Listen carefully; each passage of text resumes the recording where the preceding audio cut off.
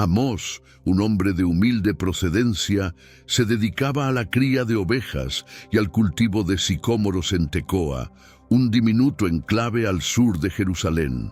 Su vida no estaba vinculada a las sagradas ordenanzas de los sacerdotes ni a linajes de profetas. Transcurría sus días en la serenidad de los campos, atendiendo su ganado y esforzándose en el sustento familiar. Jamás ambicionó reconocimientos o predestinaciones a hazañas magnas. En Tecoa, un paraje apartado y rural, encontraba serenidad y propósito, distante de las urbes de influencia y poder. No obstante, su existencia sencilla y pacífica se vio sacudida cuando un mandato celestial alteró su destino por completo. Fue elegido por Dios, no por su estatus o conocimientos teológicos, sino por su espíritu humilde y su predisposición a la obediencia. Amós, conocido solo por su oficio pastoril y agrícola, se convertiría en un heraldo profético destinado a pronunciar un veredicto de amonestación y condena sobre el reino de Israel. Este designio celestial surgió en un momento crucial para la nación. Durante el reinado de Jeroboam II, Israel disfrutaba de una prosperidad material sin parangón.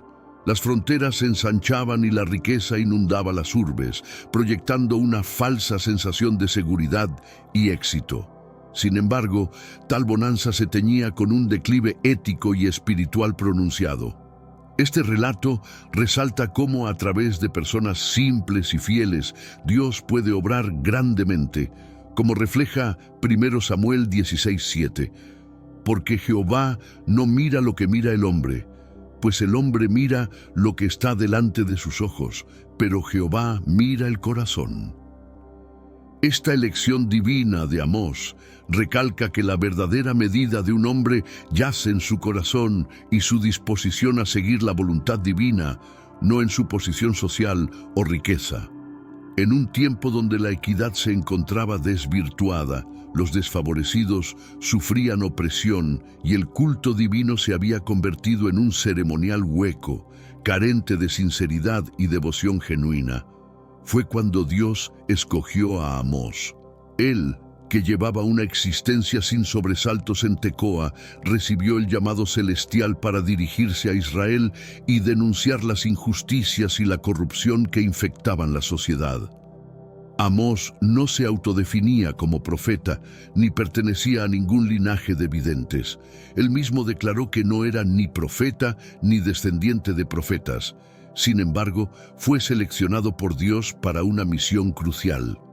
Dios lo apartó de cuidar el ganado y le encomendó: «Ve y profetiza a mi pueblo Israel». Amós 7:15. Estas palabras subrayan la magnitud del mandato que Amós recibió, uno que no buscó, pero que asumió con temor y reverencia.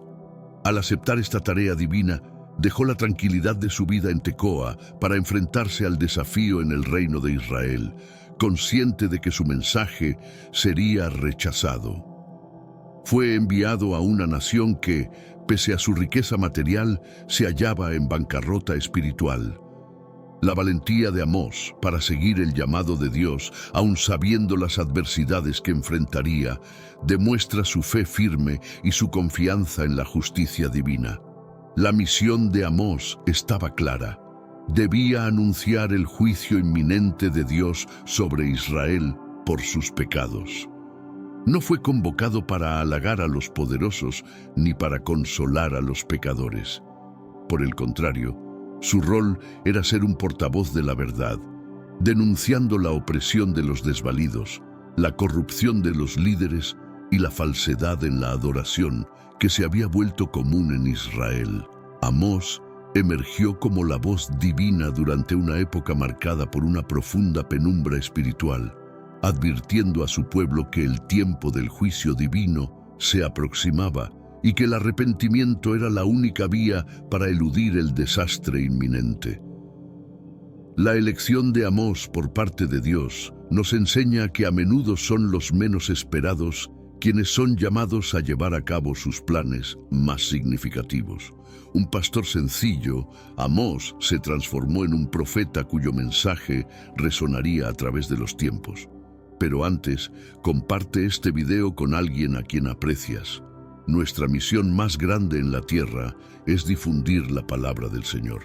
¿Sabías que muchas personas carecen de conocimientos por falta de contenido adecuado? Envíalo a ese grupo de WhatsApp o públicalo en Facebook. Estoy seguro de que no te arrepentirás. Y si te gustan videos como este, comenta abajo "Quiero más". Así sabré si realmente lo disfrutas y definitivamente traeré contenido nuevo similar. Volviendo al tema principal, su existencia demuestra que la auténtica magnitud reside no en las apariencias o el poder terrenal, sino en la voluntad de acatar los mandatos divinos y proclamar la verdad, sin importar las repercusiones. En Israel, el núcleo del mensaje de Amós se centraba en la justicia social y la integridad, virtudes que él veía como fundamentales para el culto genuino a Dios. En sus profecías, Amós censuraba con firmeza las disparidades sociales que plagaban la comunidad israelita.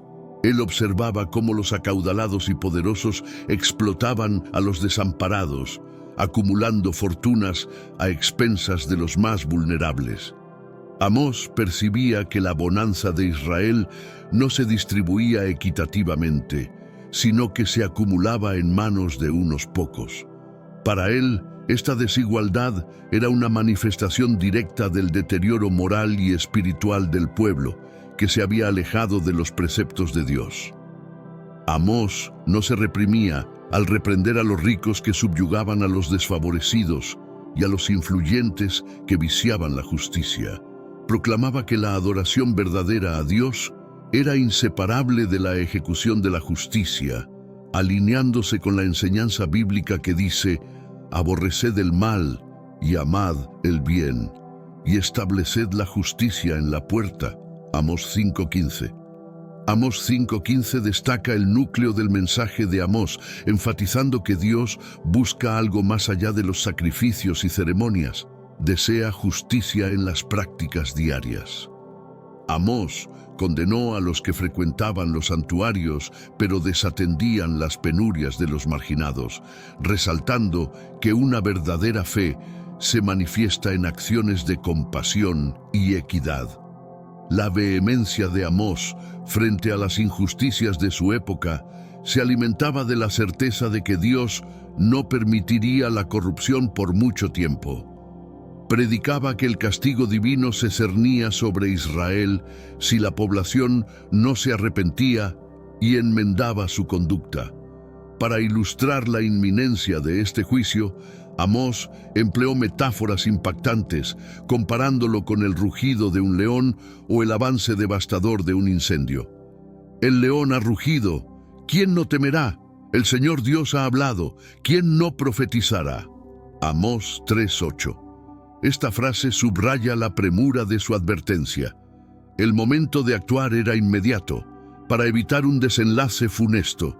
El llamamiento de Amós estaba dirigido especialmente a los dirigentes de Israel, aquellos con la capacidad de implementar cambios significativos, pero que, por el contrario, perpetuaban las desigualdades.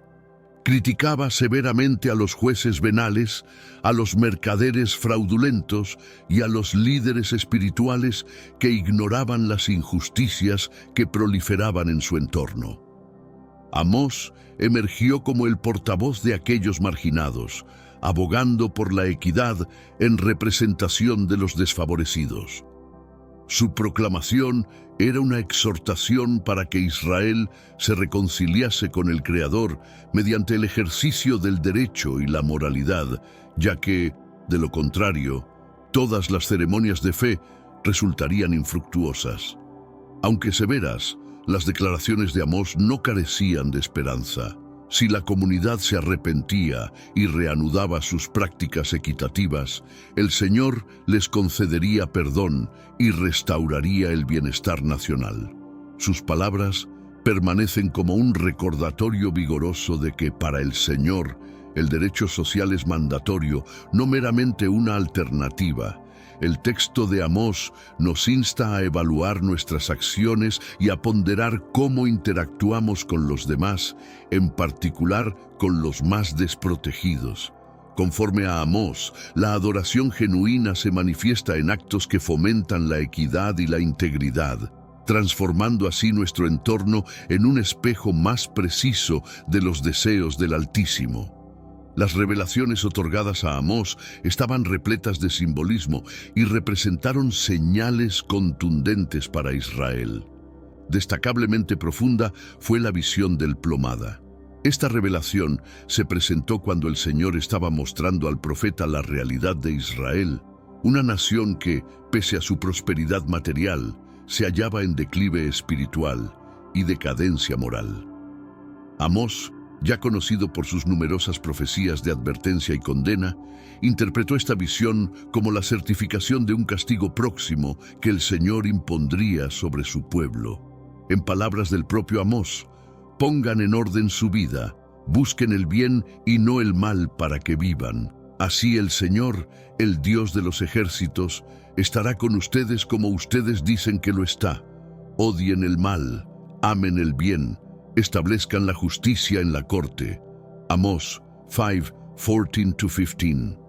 Este fragmento reformulado refleja el mensaje original de justicia y restauración, incorporando los versículos bíblicos que subrayan la exigencia divina de rectitud, sin repetir ninguna palabra exactamente igual, para asegurar la originalidad y evitar cualquier posibilidad de plagio. En la revelación, Amós contempló al Señor de pie junto a una pared nivelada con un plomada en mano. El plomada, un instrumento esencial en la edificación, asegura que las estructuras estén verticalmente perfectas y alineadas.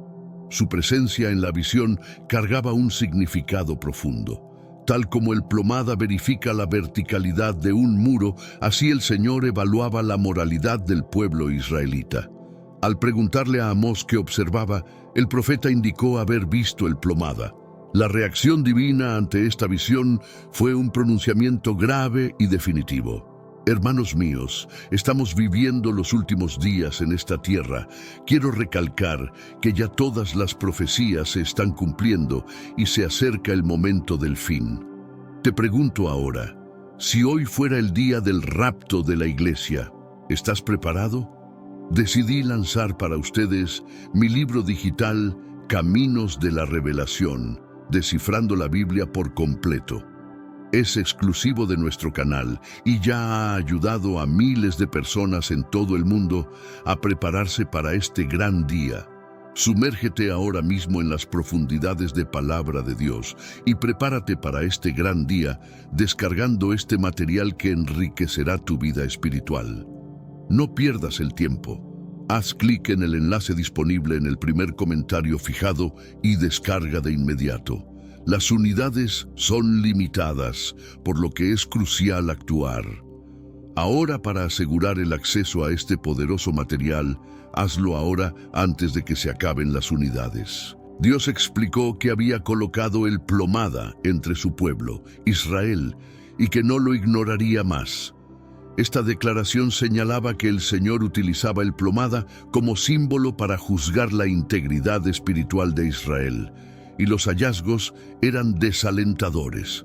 La nación, que debía estar en concordancia con las directrices sagradas, se había desviado severamente. La pared, que simboliza a Israel, estaba desalineada, lo que presagiaba que no resistiría el escrutinio venidero. La aparición del plomada anunciaba el fin de la paciencia divina. Hasta ese momento, Dios había tolerado los pecados de Israel, ofreciendo oportunidades para el arrepentimiento y la enmienda. No obstante, con el plomada en sus manos, declaró que la evaluación final había sido realizada y que Israel fue hallado deficiente. La nación, representada por la pared, estaba torcida y en riesgo inminente de colapso. No habría más oportunidades para realinearse. el veredicto estaba fijado y sería inapelable. Esta visión también repercutía directamente en Amós. Como profeta, su misión era transmitir esta dura verdad al pueblo de Israel. Sé que a veces en nuestras vidas tenemos más preguntas que respuestas.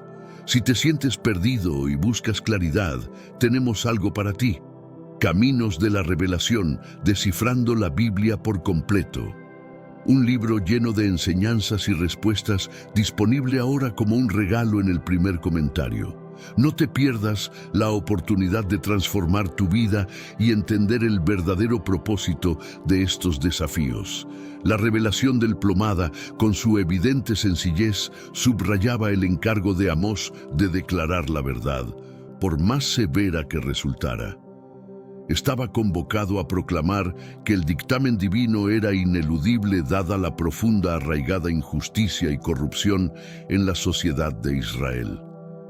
Otra revelación impactante que recibió el profeta Amós fue la del cesto de frutas maduras. En la visión, el Señor mostró a Amós un cesto rebosante de frutas en su punto culminante de madurez y le preguntó al vidente qué observaba. Amós, de manera simple, contestó que veía un cesto de frutas maduras. La imagen de estas frutas evoca la noción de algo que ha alcanzado su máximo desarrollo. No obstante, esto también implica que las frutas, al estar maduras, están al borde del deterioro y de la putrefacción. Representan algo que está a punto de concluir su ciclo vital, presto a transitar de la madurez a la decadencia. La respuesta del Señor a esta visión fue decisiva y significativa. El final ha llegado para mi pueblo de Israel. No volveré a pasar por alto sus faltas. Amós 8:2. Esta aseveración señalaba el término de la tolerancia divina hacia Israel.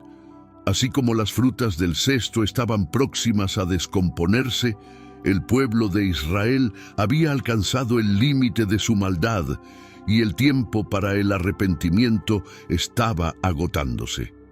La visión del cesto de frutas maduras indicaba que Israel estaba preparado para el juicio y que había llegado el momento de la intervención divina. La metáfora del cesto de frutas maduras encapsula la idea de que, a pesar de su prosperidad y seguridad aparentes, Israel estaba espiritualmente en descomposición. Las frutas, aunque a primera vista pudieran parecer saludables, en realidad estaban en una condición que pronto se desvanecería. Del mismo modo, Israel, a pesar de haber acumulado riqueza y poder, estaba en vísperas de enfrentar la ruina debido a su decadencia moral y espiritual. La visión advertía que la nación no tenía más tiempo que perder. El dictamen divino estaba próximo a desencadenarse, sin lugar para más indulgencia o aplazamiento. La visión del cesto lleno de frutas maduras también simbolizaba la ineluctabilidad del castigo celestial. Al igual que las frutas maduras terminan por descomponerse, Israel afrontaría finalmente las consecuencias de sus faltas. El Señor le mostró a Amós que el período de alertas y benevolencia había culminado. El porvenir de Israel estaba decidido. La nación sería cosechada como frutas al final de su ciclo vital, preparadas para ser descartadas. Amós, en su rol de profeta, tenía la tarea de compartir esta sombría verdad con la gente. Su función era advertir a Israel que la justicia divina era cercana e inescapable. La visión del cesto de frutas maduras cerraba cualquier posibilidad de interpretaciones optimistas o expectativas de dilación. Era un aviso claro y sin rodeos de que la era de Israel había concluido y que el juicio estaba a las puertas. Amós también recurría a parábolas y metáforas para comunicar verdades espirituales profundas. Comparó la inminente ruina de Israel con un terremoto, una catástrofe bien conocida por todos en Israel como destructora y feroz. Esta comparación se utilizaba para ilustrar la certeza y la gravedad del juicio divino. Amós no solo se refería a calamidades naturales, sino que empleaba estas imágenes para representar el tumulto que acompañaría el derrumbe de Israel. Su empleo de descripciones intensas y metáforas buscaba conmover al pueblo, sacudiéndolos de su apatía y provocando una introspección sobre sus acciones y decisiones. Refiriéndose a sorprender a la gente, la narrativa del Día del Señor en las profecías de Amós es uno de los mensajes más impactantes y aterradores que el profeta comunicó al pueblo de Israel. En la concepción popular, el Día del Señor se asociaba generalmente con un período de gran victoria y liberación, una ocasión en la que Dios actuaría de forma decisiva a favor de Israel, derrotando a sus adversarios y estableciendo la justicia celestial. Era percibido como una jornada de triunfo, donde los rivales de Israel serían dominados y la nación sería enaltecida. No obstante, Amós revierte esta expectativa de forma contundente. Reveló a los israelitas que el Día del Señor no sería una era de claridad y rescate para Israel, sino un momento de penumbra y sentencia. El vidente, conocido por sus fuertes reproches hacia la iniquidad y la depravación, anunció que ese día no acarrearía la redención anticipada por la gente, sino ruina y desgracia. Ay de aquellos que anhelan el día del Señor, porque desean ese día, será de oscuridad, no de luz. Amós 5:18. Con estas expresiones, Amós advertía que el día del Señor sería un periodo de inmensa desolación, un giro total de las expectativas populares. Amós describió el día del Señor como un suceso cataclísmico, caracterizado por tinieblas y espanto. Pintó un escenario lúgubre donde no existiría escape ni refugio. La confianza que el pueblo de Israel depositaba en su prosperidad material y en sus pactos políticos se vería completamente desbaratada. Amós empleó metáforas gráficas para representar la enormidad de la catástrofe inminente, comparándola con un hombre que escapa de un león solo para toparse con un oso, o que al ingresar a su hogar y apoyar la mano en la pared es mordido por una serpiente. Amós 5:19. Esta narrativa simboliza la certeza del juicio y la inexistencia de refugio alguno. El día del Señor se presentaría como un tiempo de revelación y equidad, en el cual se desnudarían las auténticas condiciones espirituales del pueblo de Israel. Amós resaltaba que los sacrificios y ceremonias realizados por el pueblo no impresionaban a Dios. Para el Creador, esos actos eran superficiales y falsos, pues no manifestaban un auténtico compromiso ni un ejercicio real de justicia social. Odio, desprecio vuestras festividades, no me complacen vuestras solemnidades. Amós 5:21. Mediante estas palabras, el Señor expresaba a través de Amós su desaprobación hacia los rituales religiosos, señalando que el Día del Señor sería un periodo de evaluación para aquellos que habían descuidado la justicia y la integridad en sus vidas. Amós también aclaraba que el Día del Señor no solo representaba una amenaza para Israel, sino que sus implicaciones eran globales. El juicio que Dios desataría no se limitaría a una sola nación o pueblo, sino que impactaría a todas las naciones, demostrando así que la justicia divina es inescrutable y sin fronteras.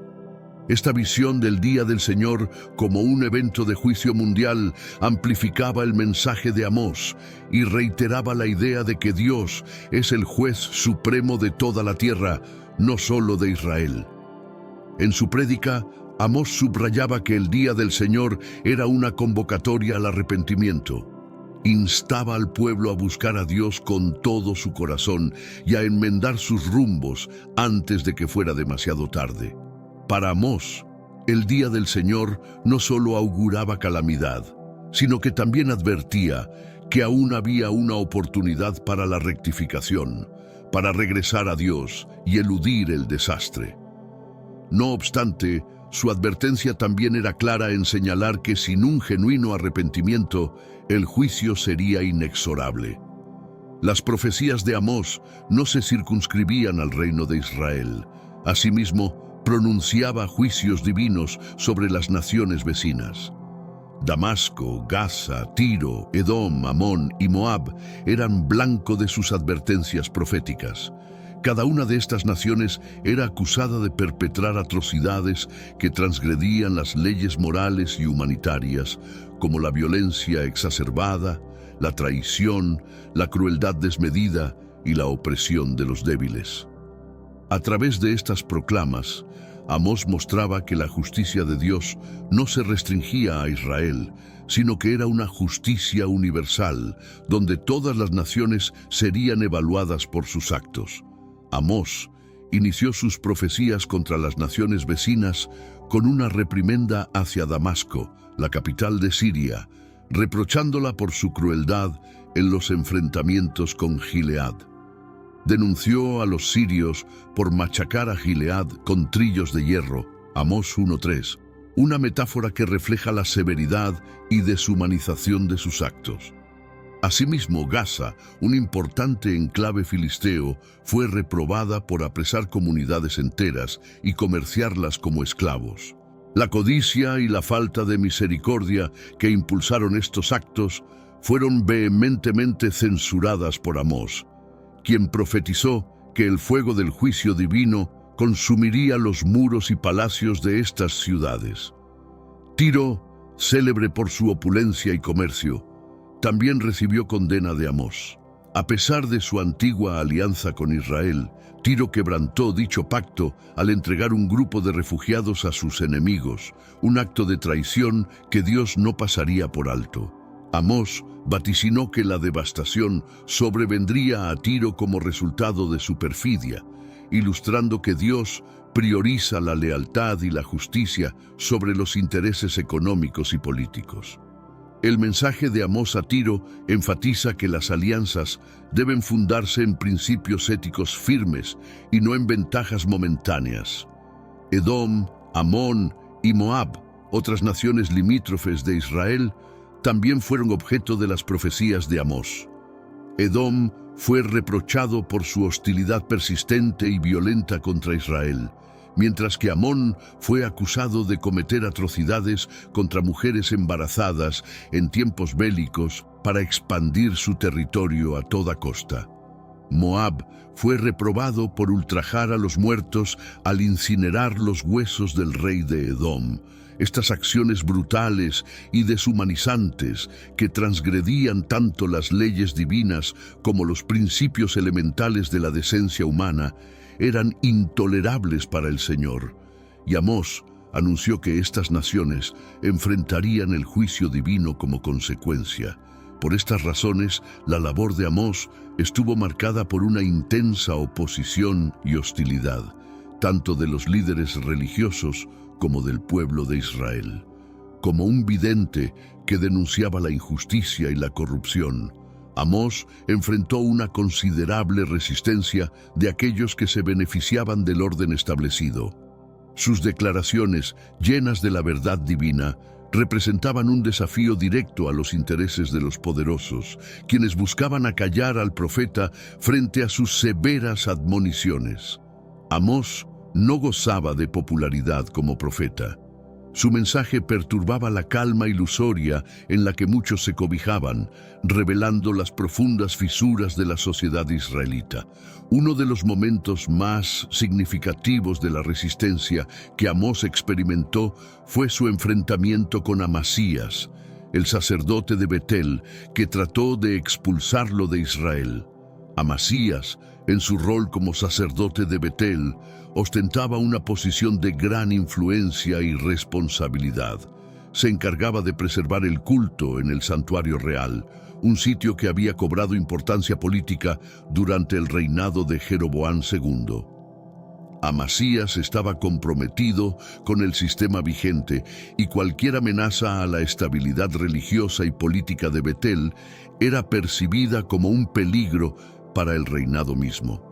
Cuando Amós inició sus predicaciones condenatorias, anunciando que el rey Jeroboam perecería por la espada y que Israel sería desterrado al exilio, Amasías interpretó estas afirmaciones como una seria amenaza al orden establecido. Molestado por las profecías de Amós, Amasías tomó medidas para silenciarlo. Envió un mensaje al rey Jeroboam II acusando a Amós de conspiración y argumentando que sus proclamas debilitaban la moral y la seguridad del reino. Amasías sostuvo que las visiones de Amós constituían un peligro directo para el liderazgo del monarca y para la tranquilidad del Estado. Asimismo, Amasías confrontó a Amós en persona, procurando echarlo de Betel. Le expresó a Amós: «Adivino, marcha, fuera de la tierra de Judá. Allí consume tu alimento y allí predica, pero en Betel no volverás a predicar, pues es el recinto del rey y el oratorio del reino». Amós 7:12-13. Las expresiones de Amasías intentaban invalidar a Amós, insinuando que debería limitarse a profetizar en Judá, su tierra natal, donde podría subsistir y evitar entrometerse en los asuntos de Israel. Amasías percibía a Amós como un advenedizo, un ajeno sin potestad para pronunciarse en Betel, y buscaba relegarlo a la figura de un charlatán que profetizaba por lucro personal. No obstante, Amós no se amilanó ante los esfuerzos de Amasías por acallarlo. Su réplica fue contundente y explícita, aclarando que su vocación profética no era una elección personal ni estaba motivada por ambiciones propias. Amós contestó: «No era profeta ni descendiente de profeta, era un cuidador y recolector de sicómoros.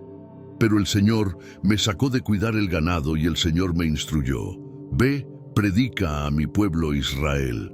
Amós 7:14-15. Con estas declaraciones, Amós confirmó que su encargo era celestial, no una búsqueda personal. Se encontraba en Betel siguiendo la directriz divina, y no se doblegaría ante Amasías ni frente a ninguna otra autoridad humana. Amós, entonces, lanzó una profecía contra Amasías, anticipando que su esposa se convertiría en una cortesana en la ciudad y que sus hijos e hijas perecerían por la espada. Sus territorios serían repartidos y él mismo expiraría en tierra extranjera distante de Israel. Este vaticinio representó una condena devastadora para Amasías, quien al tratar de silenciar a Amós, terminó atrayendo sobre sí y su linaje el veredicto divino. La confrontación entre Amós y Amasías demuestra el vigor y la potestad de la palabra profética, que aún ante la resistencia de autoridades establecidas, no puede ser sofocada. Amós encarnaba la voz de Dios en una nación corrompida, y su lealtad al mandato divino lo impulsó a desafiar directamente a aquellos enraizados en mantener un sistema injusto y opresivo. Tras responder a Amasías con resolución, Amós continuó con su tarea profética. No se dejó disuadir por la amenaza de destierro ni por las acusaciones de conspiración. Amós portaba un mensaje claro de Dios y estaba resuelto a divulgarlo, sin importar las repercusiones. Su adherencia al llamado divino era firme y mantuvo su fidelidad hasta el final. Las Escrituras no relatan detalles específicos sobre el cumplimiento de estas profecías respecto al deceso del sacerdote. Sé que a veces en nuestras vidas tenemos más preguntas que respuestas. Si te sientes perdido y buscas claridad, tenemos algo para ti. Caminos de la Revelación, descifrando la Biblia por completo. Un libro lleno de enseñanzas y respuestas disponible ahora como un regalo en el primer comentario. No te pierdas la oportunidad de transformar tu vida y entender el verdadero propósito de estos desafíos. La historia y la tradición sugieren que, como muchos que desafiaron la voluntad divina, Amasías probablemente padeció las consecuencias de su oposición al mensaje profético.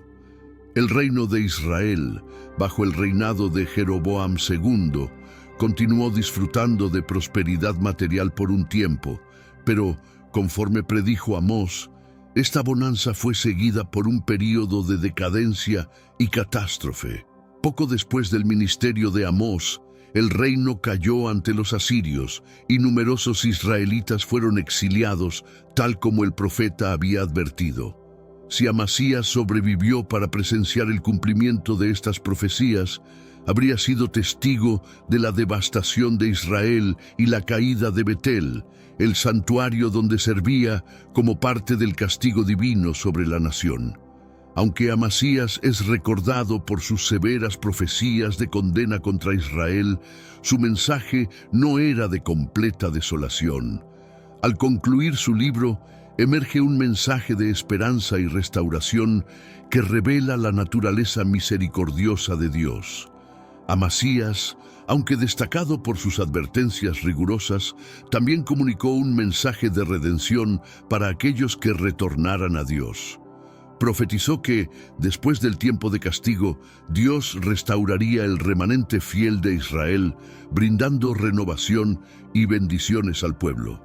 Este remanente sería el germen de una nueva nación, purificada y dedicada a vivir de acuerdo con los principios de justicia y equidad. Amasías habló de una era en que Dios reedificaría el caído tabernáculo de David, Amós 9:11, una alusión a la reinstauración de la dinastía davídica y finalmente a la llegada del Mesías. Este tiempo de restauración se caracterizaría por una abundancia y paz prolongadas, en marcado contraste con el desorden y la ruina anunciados en las profecías previas. Amasías delineó un cuadro de prosperidad y riqueza donde los montes exudarían néctar, Amós 9:13, y la comunidad de Israel, al fin en armonía con Dios, experimentaría estabilidad y contento en su dominio.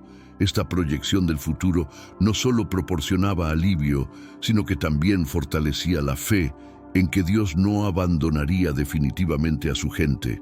El compromiso de restauración no se limitaba a la reconstrucción tangible de Israel, sino que también implicaba una profunda renovación espiritual. Amasías anunció que Dios arraigaría a su pueblo en su suelo y jamás serían desarraigados de nuevo. Esta garantía apuntaba a un porvenir donde el vínculo entre Dios e Israel sería completamente y eternamente restablecido. La protección prometida por Amasías no era meramente física, sino también espiritual, asegurando que aquellos fieles a Dios residirían en tranquilidad bajo su custodia. La imagen de Israel como una nación rejuvenecida y firmemente establecida en la justicia reflejaba el deseo divino de restaurar no solo el paisaje, sino también el alma de su pueblo. La influencia de Amós es una de las más profundas y duraderas entre los profetas bíblicos. A pesar de ser catalogado como uno de los profetas menores, su mensaje de justicia social y moralidad perdurable ha reverberado mucho más allá de su tiempo y sigue vigente hoy en día. Amós fue pionero en recalcar que el verdadero culto a Dios es inseparable de la justicia hacia los demás. Su apelación por la equidad y por un entorno justo motivó a numerosos profetas que le sucedieron, consolidándolo como un pilar en el desarrollo del pensamiento profético en Israel. Él fue pionero en tratar directamente temas de opresión, corrupción y desigualdad social. Amós desafió la creencia de que Israel, al ser el pueblo escogido, quedaría exento del juicio de Dios. En cambio, subrayó que este privilegio conlleva una gran responsabilidad. De todas las familias de la tierra, solo a vosotros os he escogido. Por eso exigiré cuentas de todas vuestras iniquidades. Amós 3:2. Esta declaración pionera sentó las bases para un entendimiento más profundo de la justicia divina que rechaza la hipocresía y la injusticia. El influjo teológico y literario de Amós también se manifiesta en cómo sus escritos afectaron a otros profetas. Su crítica a la injusticia social encontró eco en los textos de Isaías, Miqueas y Jeremías, que igualmente reprocharon las prácticas corruptas de su tiempo. Amós allanó el camino para un enfoque profético renovado, donde la énfasis en la moralidad y la justicia social se tornó esencial. Su visión de un Dios que se preocupa no solo por los rituales y ofrendas, sino por la forma en que las personas interactúan entre sí, sigue siendo uno de los cimientos de la fe bíblica. Su mensaje de justicia social ha resonado en movimientos que luchan por los derechos humanos, la equidad y la justicia a lo largo de la historia. Líderes religiosos y civiles de diversas épocas y culturas han invocado las palabras de Amós como inspiración para sus luchas por una sociedad más equitativa. Su famoso llamado "que el juicio fluya como las aguas y la justicia como un arroyo inagotable", Amós 5:24, fue citado, por ejemplo, por Martin Luther King Jr. en su discurso "Tengo un sueño", demostrando el alcance temporal y universal del mensaje de Amós.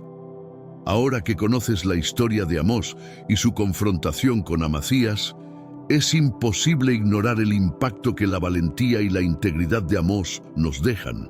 Nos enseña que, cuando somos convocados por Dios, no podemos desviarnos o retroceder, incluso si eso significa enfrentar a los poderosos. ¿Y tú?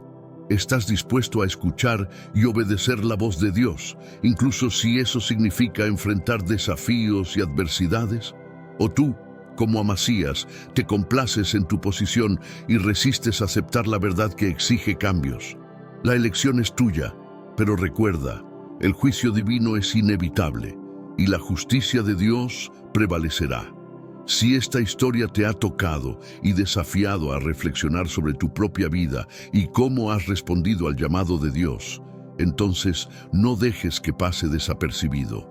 En nuestra exploración de hoy, desvelaremos la cautivadora historia de Dimas, un personaje que, aunque figura discretamente en los relatos bíblicos, desempeña un papel crucial en el evento más significativo de la historia cristiana, la crucifixión. ¿Quién fue Dimas y cómo llegó a estar colgado junto a Jesucristo en el monte Gólgota? ¿Por qué su historia resuena aún hoy con un mensaje de fe y redención? Mientras Jesús enfrentaba su destino final entre dos condenados, Dimas, uno de ellos, se encontró en el epicentro de un momento divino de misericordia. Esta narrativa no solo nos invita a testificar la transformación de un hombre en sus últimos momentos de vida, sino también a entender cómo un acto de fe puede alterar completamente el curso de una existencia, aún en circunstancias extremas de sufrimiento y humillación. Cristo fue colgado en la cruz, en el monte Gólgota, acompañado por dos criminales,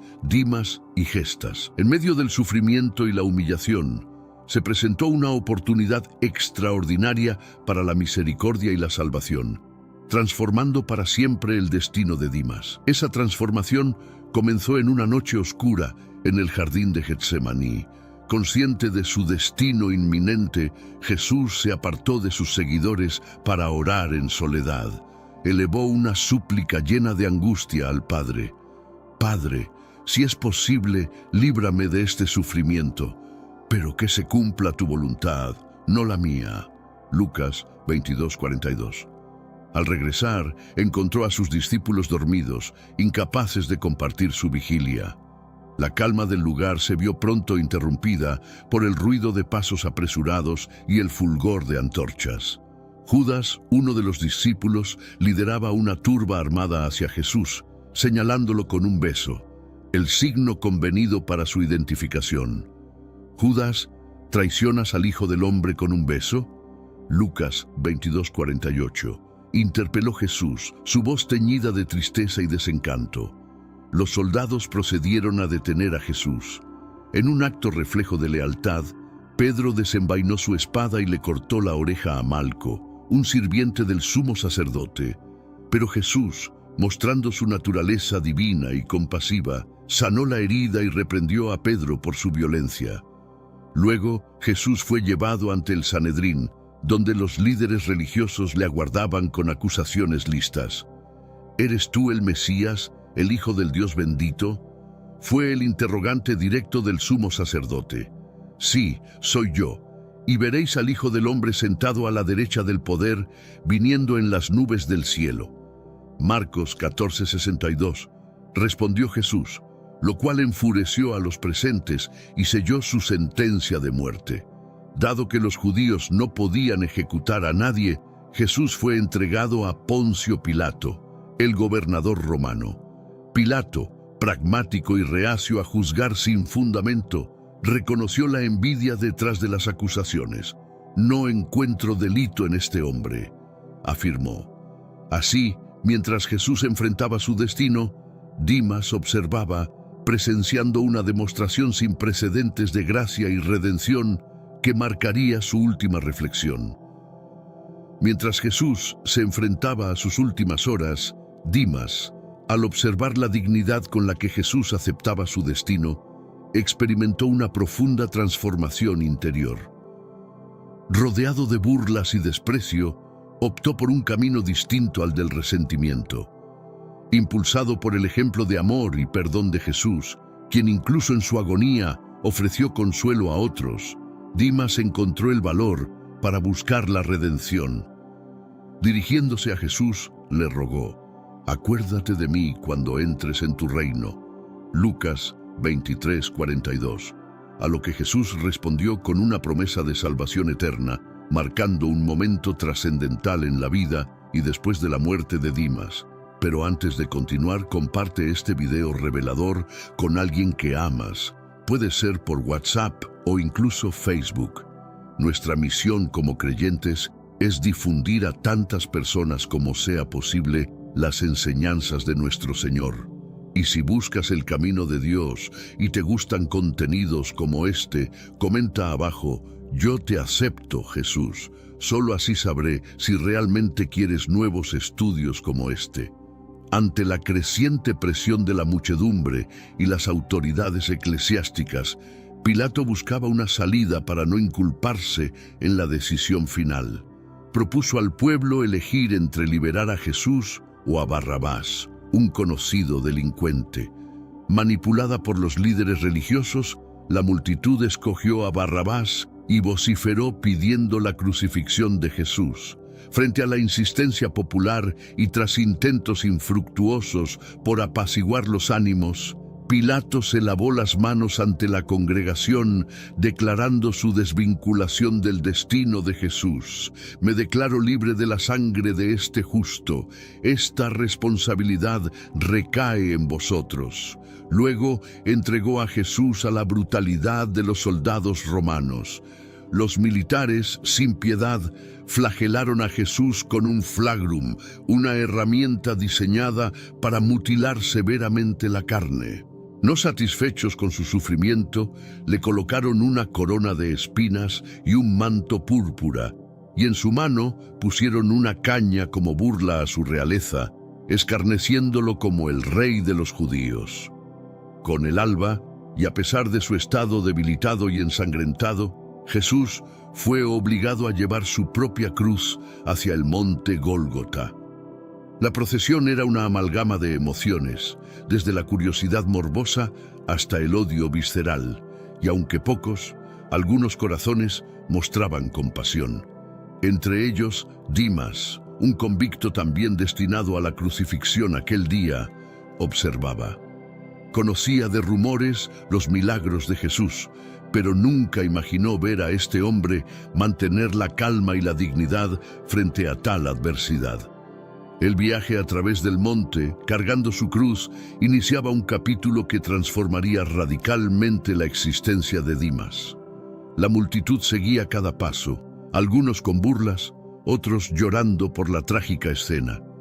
Dimas, desde su perspectiva de condenado, no solo observaba el agobio físico de Jesús, sino que percibía la fortaleza espiritual de este hombre sometido al extremo sufrimiento. Este era el comienzo de un evento que marcaría profundamente su percepción y su destino final. A medida que Jesús avanzaba hacia el Gólgota, la intensidad de la situación aumentaba. Cada paso era un testimonio de su resistencia y compromiso con su misión, a pesar del dolor físico y la traición emocional que lo rodeaba. La crueldad de los soldados y el clamor de la multitud contrastaban con la serenidad de Jesús, que, aunque abrumado por el peso de la cruz, se mantenía firme en su camino hacia el sacrificio. Esta dicotomía no pasaba desapercibida para Dimas, cuya vida había estado marcada por decisiones egoístas y delictivas. Al ver la entrega de Jesús, comenzó a cuestionar las bases de su propia existencia y los caminos que había elegido. Mientras tanto, la multitud que seguía el cortejo era un mosaico de emociones humanas. Algunos gritaban insultos y escarnecían, otros observaban en silencio, sumidos en una reflexión profunda sobre la injusticia y el sacrificio. Entre ellos, figuras de compasión emergían ocasionalmente, personas que, con lágrimas en los ojos, reconocían en Jesús a alguien más que un simple hombre condenado. Este entorno, cargado de tensión y emoción, servía como un catalizador para que Dimas, al observar la dignidad con la que Jesús enfrentaba su destino, encontrara un atisbo de redención en su condena inminente. La figura de Jesús, portando su cruz a través de la adversidad, se convertía en un símbolo de esperanza y transformación no solo para él, sino para todos los presentes que se permitían ver más allá de la superficie de los eventos. Sin embargo, un aura de tranquilidad inexplicable rodeaba a Jesús, un marcado contraste con la brutalidad circundante. A medida que Jesús se encaminaba, su cuerpo colapsaba repetidamente bajo el peso de la cruz. Los soldados romanos, impacientes y crueles, obligaron a Simón de Cirene, sacado de entre la gente, a compartir la carga de la cruz con Jesús. Dimas observaba todo en un profundo silencio, sintiéndose abrumado por sentimientos de culpabilidad y compasión. Empezó a meditar sobre su vida pasada, llena de errores y delitos, mientras observaba a Jesús, un hombre de acciones nobles, soportando la cruz a su lado, un reconocido malhechor. La imagen de un hombre justo como Jesús, sufriendo junto a él, un criminal, era algo difícil de comprender para Dimas. A lo largo de su travesía por la vía dolorosa hacia el Gólgota, algunas mujeres expresaban su tristeza y llanto por Jesús. A pesar de su propio dolor, Jesús se dirigió a ellas diciendo: «Hijas de Jerusalén, no lloren por mí, sino por ustedes y por sus hijos». Lucas 23, 28. Estas palabras impactaron profundamente a Dimas, quien se preguntaba qué tipo de hombre, en plena ejecución, se preocuparía por el bienestar de otros. Este era un hombre distinto, alguien que Dimas empezaba a respetar a pesar de las circunstancias. Cuando finalmente llegaron al Gólgota, el sombrío espectáculo de las tres cruces erigidas presagiaba el dolor venidero. Jesús fue clavado en su cruz, situado entre Dimas a su derecha y Gestas, otro ladrón, a su izquierda. El tormento era insoportable, pero Jesús, con una calma sobrenatural, miraba hacia el cielo. Los soldados sortearon sus vestiduras, jugando a los dados por su túnica. Los líderes religiosos, mientras tanto, se mofaban de él, retándolo a descender de la cruz si realmente era el Hijo de Dios. Gestas se sumó a las burlas diciendo: «Si realmente eres el Cristo, sálvate a ti mismo y a nosotros». Lucas 23:39. Sin embargo, Dimas permanecía callado, observando cada detalle, absorbido por la bondad y santidad que Jesús emanaba incluso en tales circunstancias. Hermanos míos, estamos viviendo los últimos días en esta tierra. Quiero recalcar que ya todas las profecías se están cumpliendo y se acerca el momento del fin. Te pregunto ahora, si hoy fuera el día del rapto de la iglesia, ¿estás preparado? Decidí lanzar para ustedes mi libro digital Caminos de la Revelación, descifrando la Biblia por completo.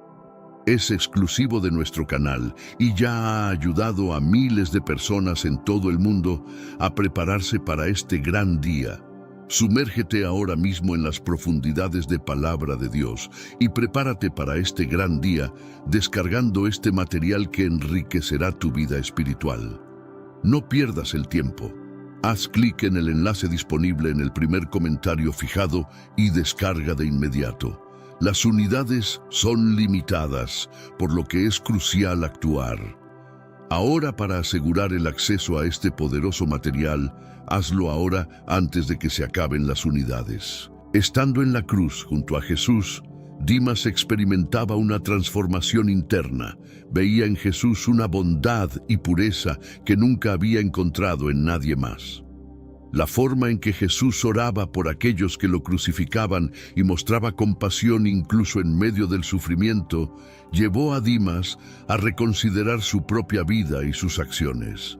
Este encuentro, en medio del dolor y la muerte, sería el comienzo de un cambio profundo en él. La crucifixión en el Gólgota no era solo un espectáculo de horror y agonía, era también un escenario de redención y revelación.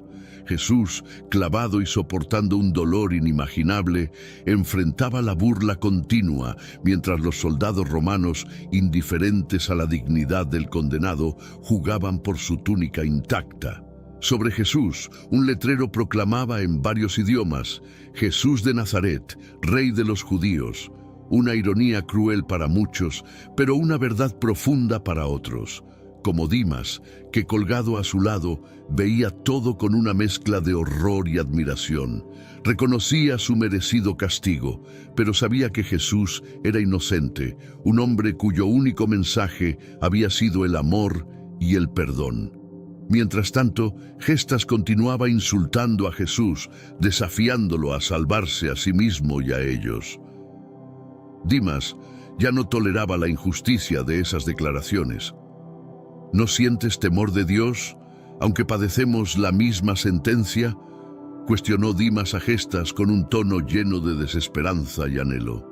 Justamente sufrimos, pues nuestras acciones nos han condenado, mientras que este hombre no cometió falta alguna. Lucas 23:40. Esas expresiones, proferidas con honestidad y pesar, vibraron como una admisión pública de su culpa y un reconocimiento de la pureza de Jesús. Para Dimas, aquel instante marcó un cambio decisivo, una aceptación de su propia falta de mérito y de la divinidad de Jesús. Mirando a Jesús, Dimas formuló un ruego que alteraría su destino eterno. Jesús, recuérdame cuando ingreses a tu reino. Lucas 23:43. Esta súplica se realizó no desde la desesperación, sino con una fe llana y fervorosa, aceptando a Jesús como el Salvador y confiando en su promesa de un imperio perdurable. En pleno tormento, Dimas encontró el ánimo para solicitar la salvación. Jesús, con compasión y firmeza, afirmó: «Te aseguro que hoy estarás conmigo en el paraíso». Estas declaraciones brindaron un alivio profundo al alma de Dimas. Aunque enfrentaba un dolor físico agudo, experimentó una tranquilidad espiritual inefable. Ahora comprendía que su creencia no era infundada y que, aunque su existencia terrenal tocaba a su fin, ocuparía un espacio junto a Jesús en el dominio celestial. El escarnio del público persistía mientras Jesús permanecía en la cruz. Los sumos sacerdotes, los instructores de la ley y los ancianos participaban en las burlas. Salvó a otros, mas no puede rescatarse a sí mismo. Es el monarca de Israel. Descienda ahora de la cruz y creeremos en él. Mateo 27:42. Esas frases, cargadas de menosprecio, buscaban minar la autoridad y el poder de Jesús. Consideraban su crucifixión como la prueba de su fracaso y la caída definitiva de Jesús. Los militares también se sumaban a las ofensas, ofreciéndole a Jesús vinagre cuando manifestó sed. Cada gesto era un esfuerzo por denigrarlo aún más. No obstante, Jesús, aún soportando un sufrimiento insondable, no reaccionaba a las provocaciones con ira. Más bien, Oraba: Padre, absuélvelos, pues ignoran lo que perpetran. Lucas 23:34. Sus declaraciones evidenciaban su inagotable piedad y empatía, incluso hacia quienes lo crucificaban. Gestas, el malhechor a la izquierda, no se reprimía y seguía denigrando a Jesús, eco de los retos de los dirigentes religiosos. Si eres el Mesías, salva a ti mismo y a nosotros. Lucas 23:39. Ante la adversidad y el sufrimiento compartido, las palabras de Jesús infundían esperanza no solo en Dimas, sino también en aquellos presentes con oídos dispuestos a escuchar. Mientras la multitud se dividía entre escépticos y creyentes, el acto de fe de Dimas se destacaba como un faro de redención. Su conversión, en los momentos finales de su vida, demostraba la fuerza transformadora de la verdadera fe y la posibilidad de perdón, incluso en circunstancias extremas. La crucifixión no era solo un símbolo de sacrificio, sino también un testimonio del poder renovador del amor y la misericordia que Jesús predicaba. Estaba desolado, buscando un alivio rápido a su sufrimiento, sin captar el alcance del sacrificio de Jesús. La persistencia de Gestas en las ofensas resaltaba enormemente con la transformación que se gestaba en el alma de Dimas. Dimas, que había guardado silencio hasta ese momento, ya no aguantaba la injusticia de lo que escuchaba. Elevó su voz contra Gestas, exclamando: ¿acaso no respetas a Dios, aunque enfrentes el mismo castigo? Verdaderamente justamente padecemos, pues sufrimos el resultado de nuestras acciones. Sin embargo, este no cometió error alguno. Lucas 23, 40 y 41.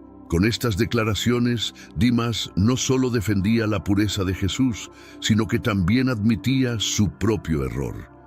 Se reconocía como un transgresor digno de castigo, mientras que Jesús, el inocente, sufría una pena no merecida. Este instante de revelación y contrición marcaba un cambio decisivo en Dimas. Admitió la divinidad de Jesús y su urgente necesidad de salvación. La declaración abierta de Dimas y su protección hacia Jesús, en medio de las burlas y el sufrimiento, eran un testimonio contundente de la metamorfosis en su espíritu. No solicitó escapar de la muerte corporal, sino ser recordado en el dominio celestial de Jesús. Esta transformación interna en el tumulto y la aflicción evidenciaba la profundidad de la fe que empezaba a germinar en su interior. La tortura en la cruz era intolerable. Dimas experimentaba cada instante como si fuera eterno. El dolor físico, entremezclado con un cúmulo de reflexiones y sentimientos, lo saturaba. Había vivido en la ilegalidad, eludiendo siempre a la justicia, pero ahora, ante la muerte cercana, enfrentaba una carga de remordimiento como nunca antes había sentido. Observando a Jesús, percibió algo nunca antes visto en alguien más: una paz y una fortaleza espiritual que sobrepasaban todo entendimiento. En un momento de lucidez y arrepentimiento, Dimas se dirigió a Jesús. Sus frases, impregnadas de humildad y esperanza, constituían una súplica sincera por redención. Jesús, recuérdame cuando llegues a tu reino. Lucas 23, 42. No rogó por ser rescatado de la muerte, ni por el alivio de su padecimiento. Solicitó ser recordado, una petición que reflejaba su naciente fe en Jesús como el soberano celestial. Jesús, incluso en el centro de su propio tormento extremo, contestó con palabras de consuelo y promesa: te aseguro que hoy estarás conmigo en el paraíso. Lucas 23, 43. Estas declaraciones proporcionaron una paz indescriptible al espíritu de Dimas. Experimentó un consuelo espiritual que eclipsaba su aflicción física. Sabía que a pesar de sus faltas y la vida que había llevado, estaba absuelto y contaba con un lugar junto a Jesús en el paraíso. Este compromiso de Jesucristo no solo brindó alivio a Dimas, sino que también subrayó potente el afecto y la compasión divinos. Incluso en sus instantes finales, Dimas alcanzó la redención por su convicción en Jesús. Este gesto de creencia, sencillo pero significativo, se mantiene como prueba perpetua de que la redención está al alcance de todos aquellos que se entregan a Dios con sinceridad en el corazón. Observando a Dimas con ternura y afecto, Jesús expresó palabras que perdurarán eternamente. Te aseguro que hoy compartirás conmigo el paraíso. Tal afirmación no solo aseguró a Dimas la salvación eterna, sino que también manifestó la magnitud del cariño de Jesús y su capacidad para absolver. Aún en sus momentos finales, Jesús seguía cumpliendo su objetivo de rescatar a los descarriados. La garantía de Jesús proporcionó un consuelo inexplicable al alma de Dimas. A pesar del agudo sufrimiento físico, experimentó una serenidad espiritual inédita. Comprendió entonces que su convicción no había sido en vano y que, aunque su existencia terrenal se extinguía, ocuparía un sitio junto a Jesús en el reino celestial. Tal promesa redentora fue una demostración contundente de la clemencia divina y la oportunidad de cambio, hasta en los últimos instantes, para aquellos presentes.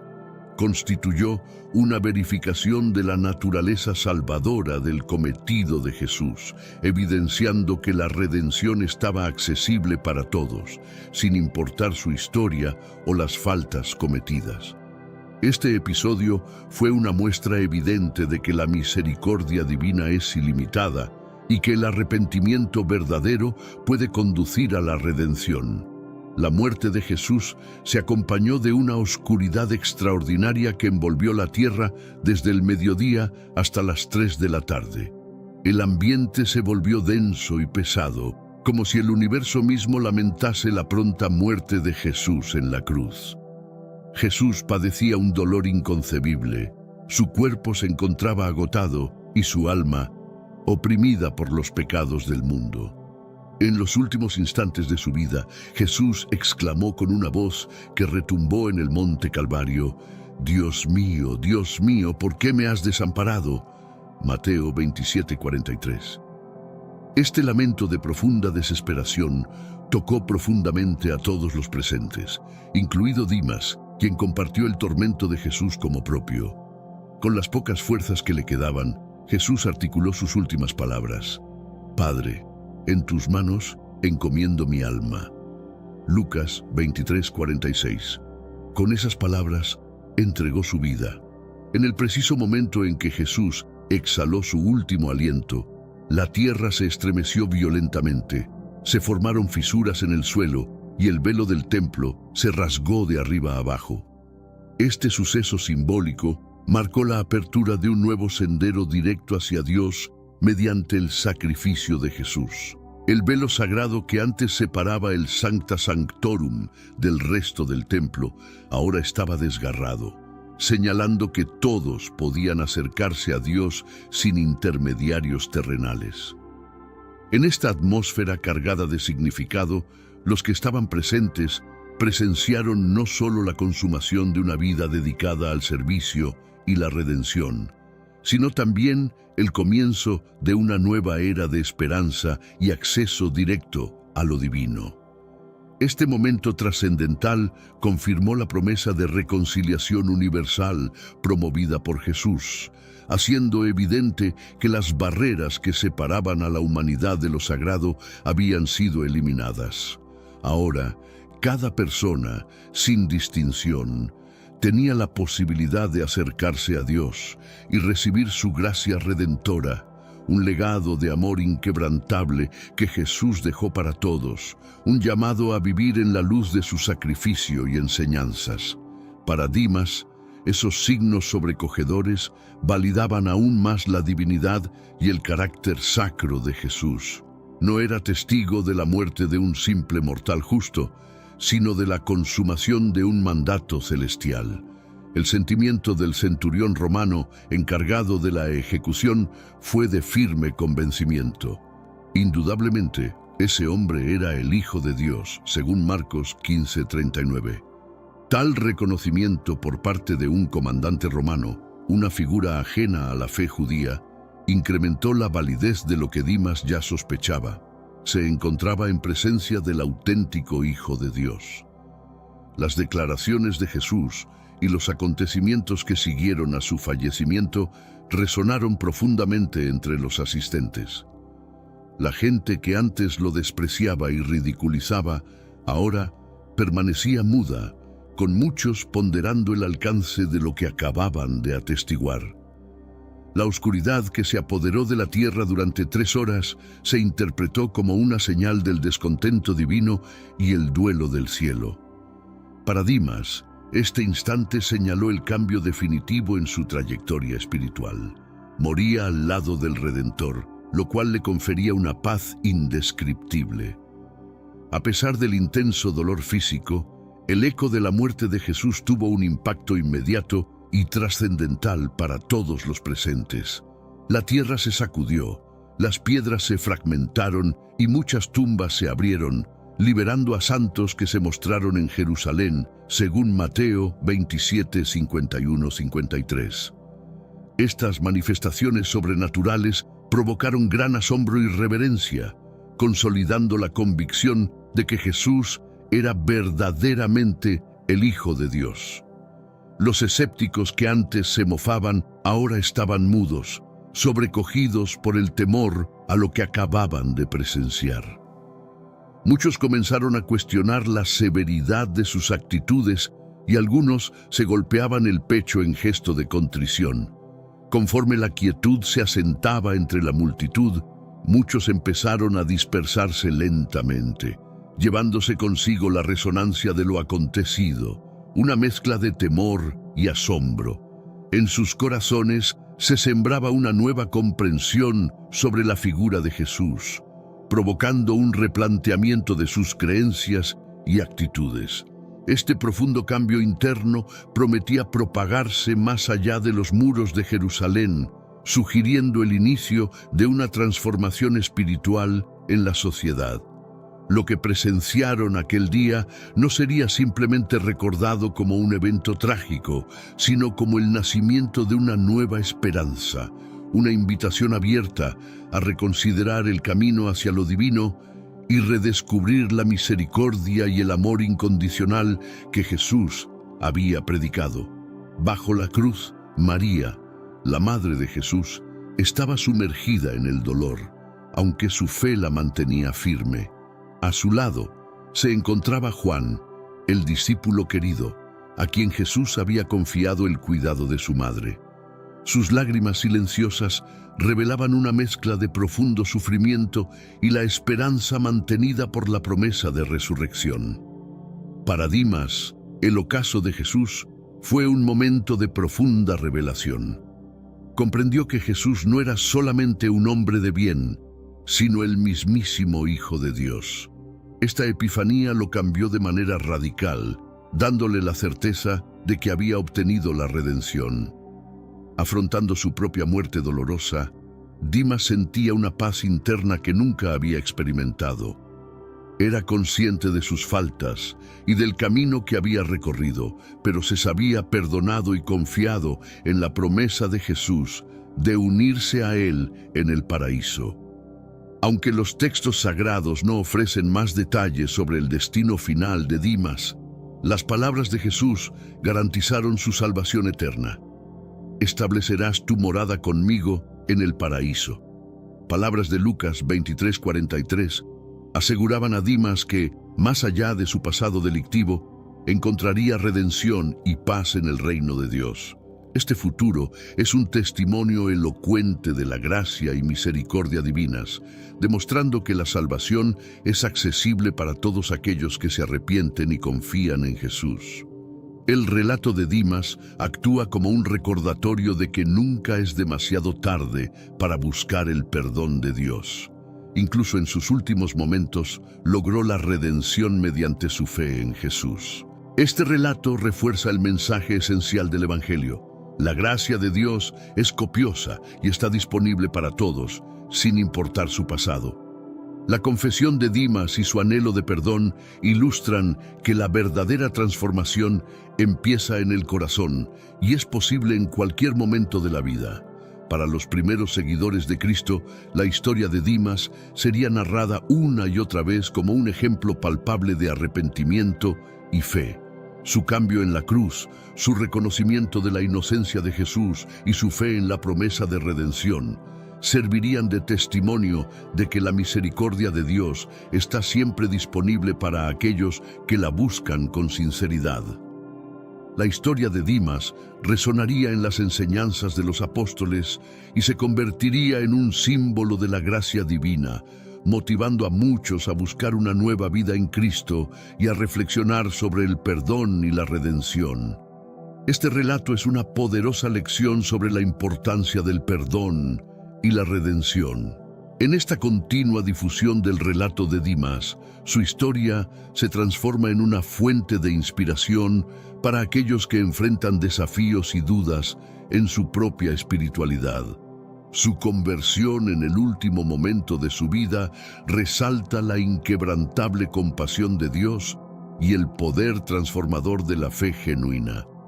A medida que la comunidad cristiana crece, el ejemplo de Dimas sirve para recordar que la misericordia de Dios es infinita y que nunca es demasiado tarde para cambiar de rumbo y abrazar el camino de la redención, independientemente de los errores del pasado. Esta narrativa no solo perpetúa la enseñanza del perdón incondicional, sino que también enciende la esperanza entre los fieles, reafirmando que cada día ofrece una nueva oportunidad para la salvación y la renovación espiritual.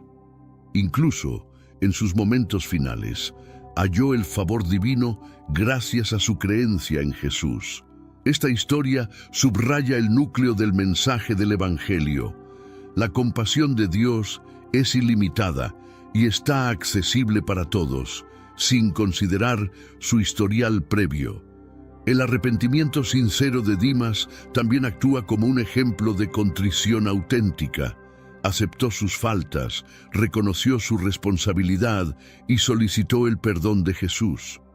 Este gesto de arrepentimiento es fundamental para la doctrina cristiana, evidenciando que la humildad y el reconocimiento son los primeros pasos hacia la salvación.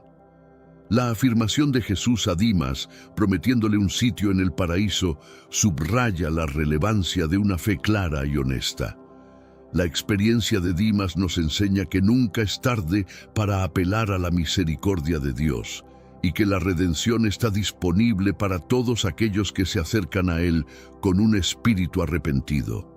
El perdón que Dimas recibió en la cruz es un recordatorio contundente del propósito de Jesús de encontrar y rescatar a los perdidos. Jesús evidenció que su afecto y gracia están disponibles para todos, sin importar sus situaciones. Para los creyentes, el relato de Dimas es una evidencia clara de la promesa de que cualquier individuo, en cualquier instante, puede ser transformado por el poder redentor de Cristo. La garantía de paraíso que Jesús ofreció a Dimas, afirmando que estaría con él en el paraíso ese mismo día, es uno de los instantes más destacados de la crucifixión.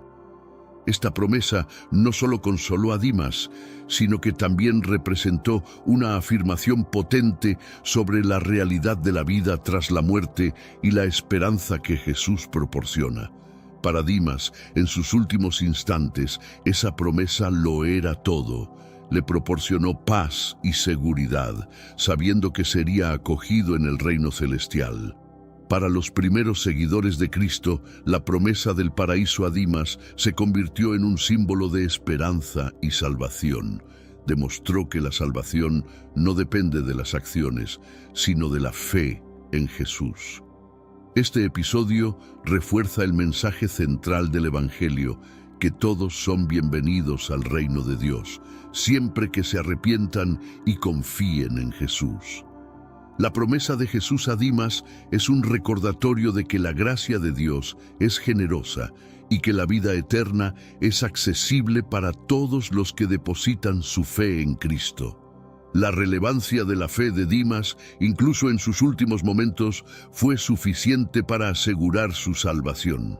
Este suceso enfatiza la importancia de una fe pura y honesta que trasciende las obras o méritos personales. Este acto de perdón en la cruz no solo transformó a Dimas, sino que también sirve como testimonio eterno para todos los creyentes sobre el poder incondicional del perdón divino. La historia de Dimas, marcada por una fe redentora en los momentos más críticos, se convierte en un faro de esperanza para aquellos que temen que su pasado les impida alcanzar la gracia. Subraya el mensaje de que la redención está siempre a un paso de arrepentimiento sincero y que la puerta al paraíso está abierta a todos, sin distinción.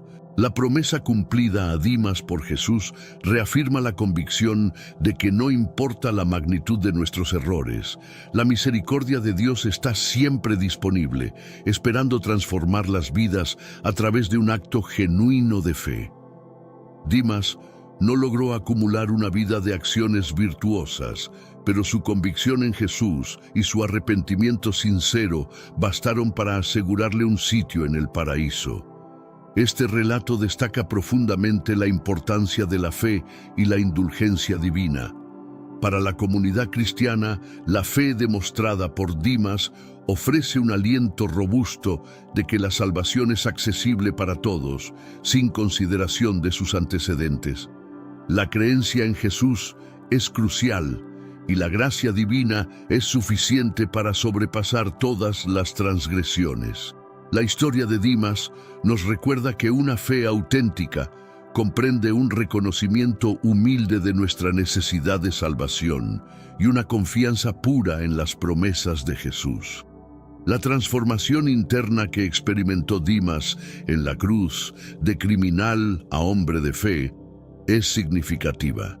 Esto señala que el cambio auténtico se origina en el alma y es viable en cualquier fase de la vida. Su confesión y su solicitud de misericordia reflejaron un arrepentimiento verdadero y una fe firme en las promesas de Jesús. Este cambio constituye una muestra convincente de la gracia divina y la oportunidad de redención. Para Dimas, el cambio fue rápido y radical. Evolucionó de un estado de desesperación y remordimiento a experimentar una paz espiritual sin precedentes. Este modelo del poder salvador de Cristo muestra la viabilidad de una renovación incluso en los instantes finales. El ejemplo de Dimas subraya que el vasto amor de Dios alcanza incluso a los más desviados. Es una prueba de que la misericordia de Dios no tiene límites y que la redención está al alcance de todos aquellos que se acercan a Él con un corazón contrito. Muestra que la salvación no depende de méritos personales, sino en la fe en Jesús y en la misericordia de Dios. Este relato es una afirmación de la naturaleza inclusiva del Evangelio y de la esperanza que brinda a todos. A pesar de su pasado, el llamado al arrepentimiento de Dimas, reconociendo sus fallos y buscando el perdón de Jesús, es fundamental en la doctrina cristiana, demostrando que la humildad y la confesión son esenciales para la redención. La respuesta de Jesús a Dimas, asegurándole un lugar en el paraíso, resalta la importancia del arrepentimiento sincero y la fe, demostrando que nunca es demasiado tarde para invocar la misericordia de Dios y que el cambio genuino comienza con un corazón arrepentido. La historia de Dimas actúa como un recordatorio de que el arrepentimiento es crucial para la redención y la vida eterna. La promesa de la resurrección fue crucial para Dimas. Este acto final de fe y arrepentimiento no solo transformó la eternidad de Dimas, sino que también ofrece un mensaje poderoso para todos aquellos que dudan de su dignidad ante Dios debido a su pasado. Demuestra que las puertas del perdón están siempre abiertas y que la redención es posible en el último suspiro, subrayando la omnipresente misericordia de Dios. La historia de Dimas sirve como un faro de esperanza iluminando el camino para aquellos que buscan redimirse, independientemente de las sombras que puedan ensombrecer su pasado. Es un testimonio vibrante de que el cambio más profundo y significativo puede surgir incluso en las circunstancias más sombrías y desesperadas, ofreciendo a todos la posibilidad de una reconciliación final con su Creador. Aunque Dimas no llegó a ver el regreso triunfal de Jesús, la promesa de estar en el paraíso le aseguró que la muerte no sería el fin. La resurrección de Jesús, acontecida 3 días más tarde, se convirtió en la evidencia definitiva de que aquellos que confían en Él tendrían asegurada la vida eterna. Para los primeros creyentes, este evento estableció el pilar de su fe y la certeza de que también ellos superarían la muerte. Para Dimas, la promesa recibida fue un faro de esperanza y redención, asegurándole que a pesar de su pasado delictivo, había recibido el perdón y un lugar en el reino celestial. La resurrección de Jesús reafirmó que su confianza no había sido en vano y que estaba predestinado a una vida eterna renacida. La vivencia de Dimas y el levantamiento de Jesús emergieron como símbolos robustos de esperanza y salvación para todos los fieles. El mensaje eterno de la cruz y la transformación de Dimas proyectan una enseñanza continua de aliento y liberación. Gracias a su fe genuina y directa, Dimas aceptó la oferta de vida eterna. Este relato persiste en resonar entre los creyentes modernos, recordándonos que la misericordia de Dios está siempre disponible para los que la buscan con un corazón contrito. La cruz, emblema de tormento y finitud, se reinterpreta como un símbolo de renacimiento y esperanza para toda la humanidad. La saga de Dimas ilustra que, independientemente del pasado, la fe en Jesús conlleva perdón y un nuevo comienzo. El mensaje de la cruz es una proclamación de amor, esperanza y redención que sigue inspirando y transformando existencias. Si este material te ha resultado enriquecedor, te animo a apoyarnos con tu suscripción para que no te pierdas ninguno de nuestros futuros contenidos. Juntos podemos iluminar más mentes y expandir nuestro entendimiento. Comparte con aquellos que creas que se beneficiarían de estas historias. Dale un me gusta y deja tu opinión en los comentarios. No te pierdas nuestro próximo video. ¿Qué significa estar crucificado con Cristo? ¿Ya no vivo yo, sino que Cristo vive en mí? Haz clic aquí para explorar la constante presencia de Dios. Te esperamos. Gracias por estar con nosotros y que Dios te bendiga. La vida del Padre Pío está envuelta en misterio y milagros que atraen y fascinan a personas de todas partes del mundo. Desde sus visiones espirituales hasta los estigmas que llevaba en su cuerpo, la jornada de este santo capuchino es una verdadera odisea de fe. El Padre Pío vivió una existencia marcada por desafíos físicos y espirituales, pero su devoción nunca vaciló. Escuchas a alguien que vive toda su vida entre milagros y misterios. Alguien cuya fe era tan fuerte que llevaba las heridas de Cristo en su propio cuerpo. Esta es la historia del Padre Pío, un hombre cuya vida y muerte continúan inspirando e intrigando a miles de personas en todo el mundo. Prepárese para un viaje emocional y espiritual mientras exploramos los últimos días de este santo extraordinario. Pero antes de explorar este viaje emocional y espiritual, comparte este video con tus seres queridos y en tus redes sociales para que podamos llegar a la mayor cantidad de personas posible. Bendito es aquel que comparte la palabra de Dios, pues en su corazón resplandece la luz del Señor. Si te gusta este tipo de estudio, comenta abajo, quiero más. De esta manera, sabrás si realmente debes seguir subiendo nuevos vídeos. Sus seguidores creen que él poseía dones espirituales extraordinarios, incluyendo la capacidad de bilocación y sanación. Estos relatos, aunque difíciles de probar científicamente, contribuyeron a la aura mística que lo rodea. Muchos fieles visitaban San Giovanni Rotondo con la esperanza de recibir una bendición o presenciar un milagro. La muerte del Padre Pío en 1968 no marcó el fin de su influencia. Al contrario, su presencia espiritual parece haberse intensificado, continuando a guiar e inspirar a millones de devotos alrededor del mundo.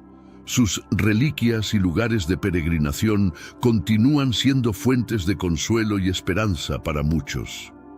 En este documental exploraremos los últimos momentos de su vida, enfocándonos en los eventos misteriosos que ocurrieron en los días previos a su muerte. Revelaremos cómo su fe inquebrantable y sus experiencias místicas dejaron una marca indeleble en la historia de la Iglesia. Prepárate para un viaje emocionante que revela no solo al hombre, sino al santo que muchos creen que aún está entre nosotros, intercediendo por aquellos que buscan su ayuda. Desde su infancia en Pietrelcina, Italia, el Padre Pío demostró una profunda espiritualidad. Nacido como Francesco Forgione en 1887, ingresó en la Orden de los Capuchinos a los 15 años, adoptando el nombre de Pío en honor al Papa Pío V.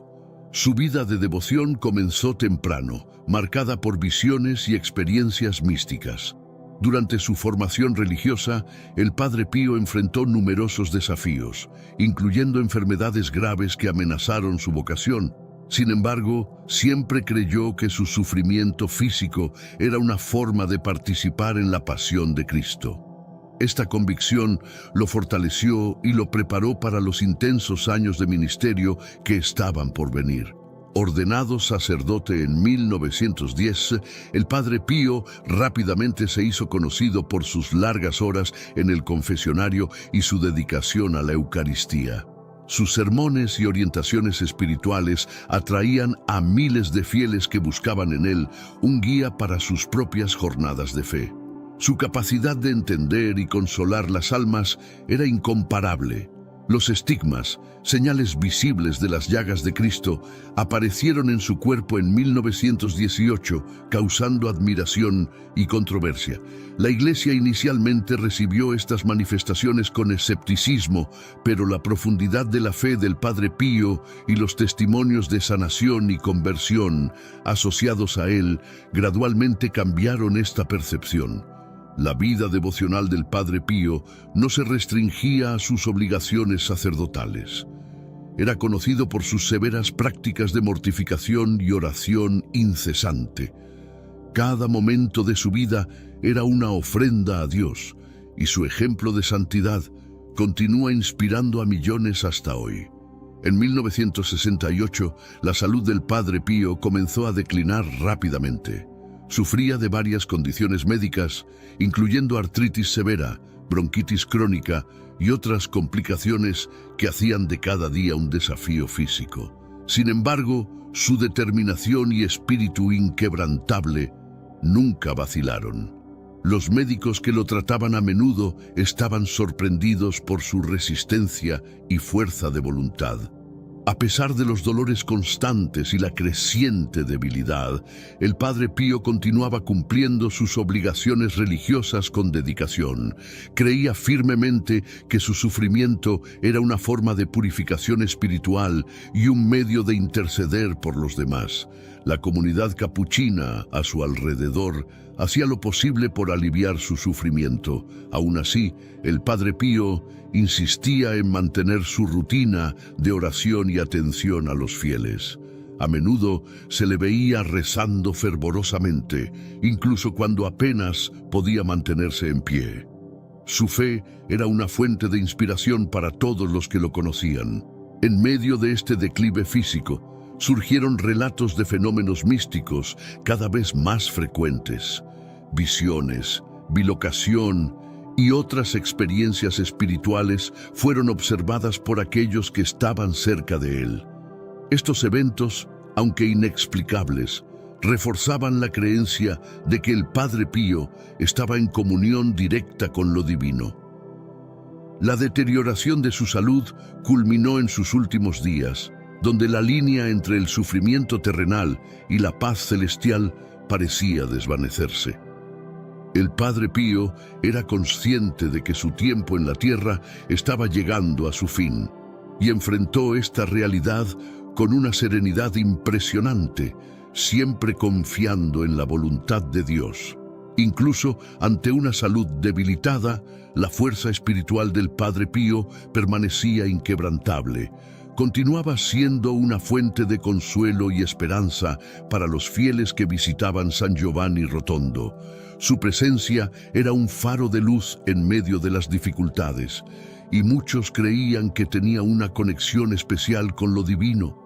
El Padre Pío pasaba horas en el confesionario, escuchando las confesiones de los peregrinos y ofreciendo orientación espiritual.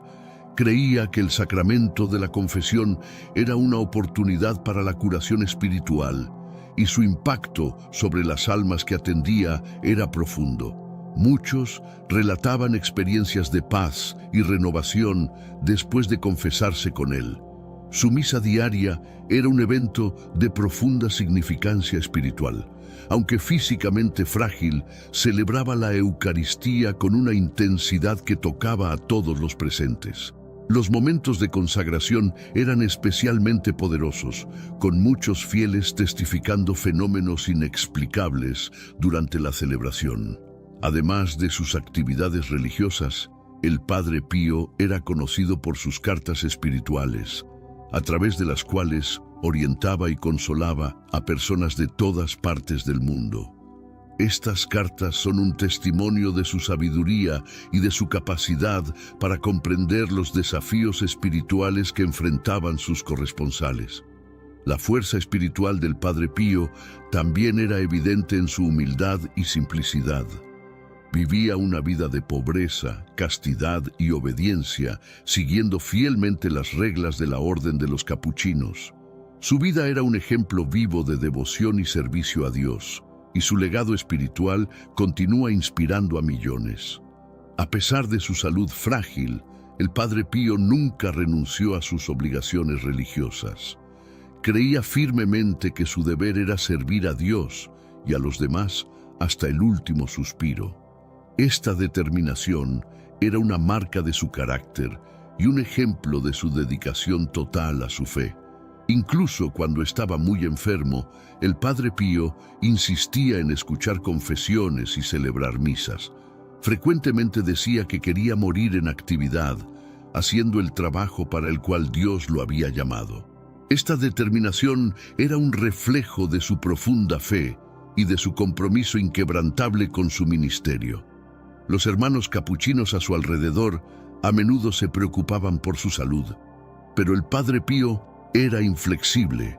Creía que su fuerza venía de Dios y que mientras tuviera un hilo de vida, debía usarlo para servir.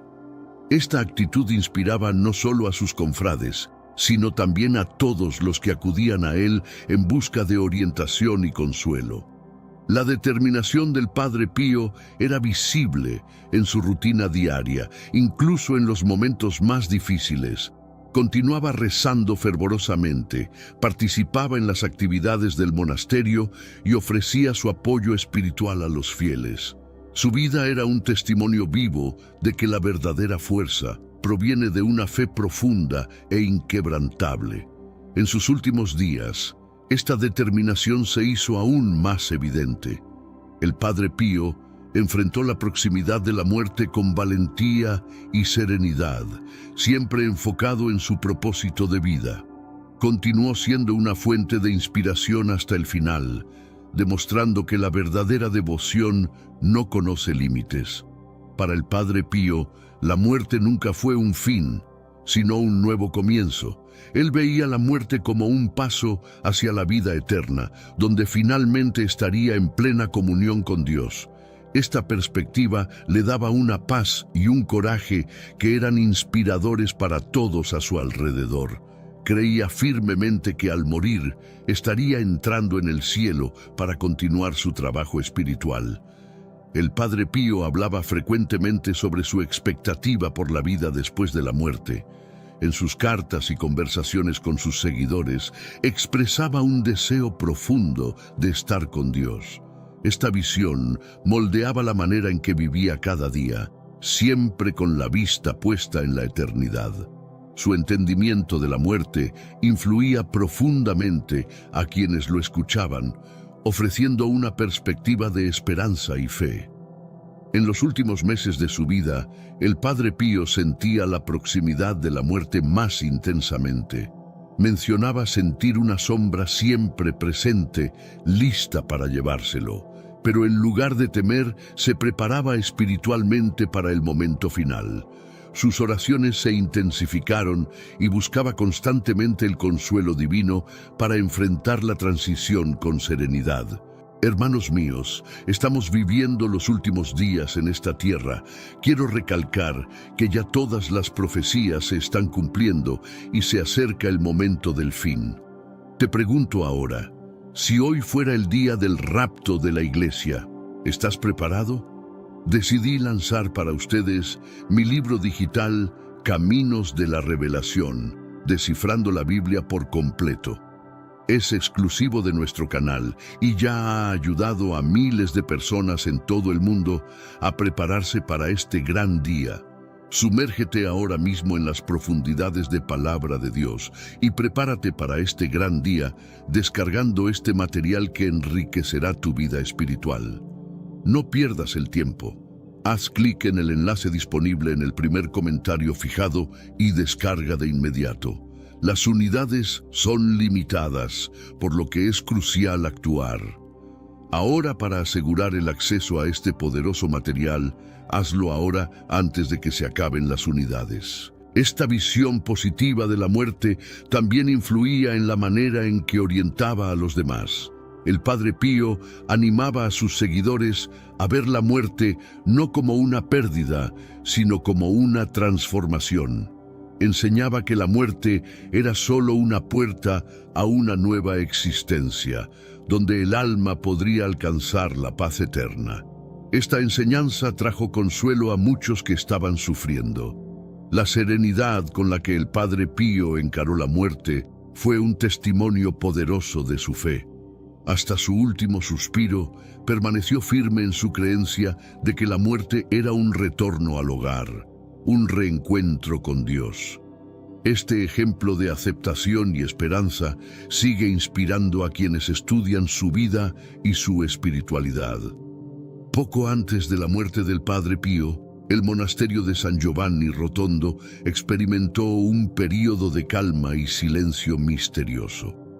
Los hermanos capuchinos y los visitantes notaron un cambio en la atmósfera, como si el propio ambiente se estuviera preparando para un evento significativo. Este silencio era casi palpable, llenando los pasillos y los espacios comunes del monasterio.